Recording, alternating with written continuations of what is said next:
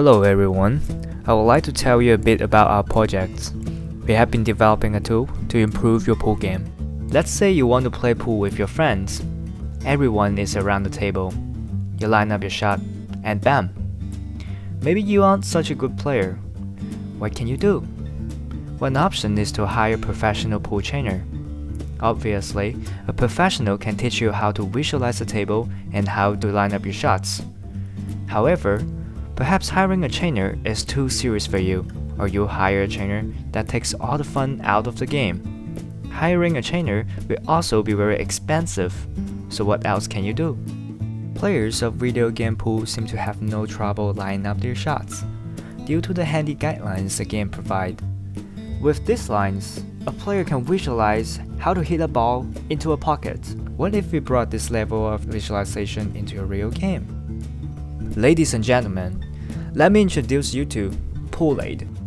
Our goal with Pool-Aid is to use a camera to capture footage of your pool game. Pass it to an algorithm implemented to a compact, self-contained embedded device like an FPGA to generate a shot recommendation, and output the video with the recommended shot overlaid to a computer to be displayed. The first step in our system is the camera. We are not going to use a traditional video camera. Instead, we are going to use a GoPro, which is light enough to be mounted to the ceiling. GoPros have a built-in fisheye lens, so we remove this effect before passing it on. The second step in our system is an algorithm implemented on an FPGA. Writing code for an FPGA will require special IDE, but tools like Vivardo HLS should allow us to write in C or C++ that can be synthesized and loaded on a board.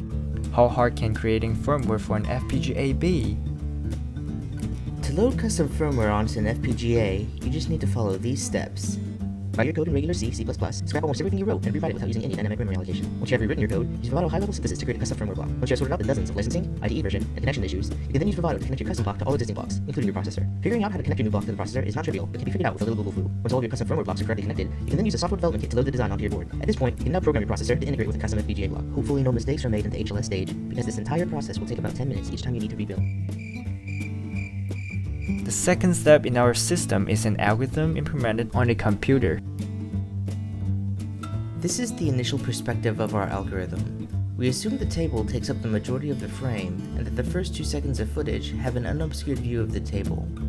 The table can reliably be isolated by selecting the color at the center of the image and subtracting it from the rest of the frame.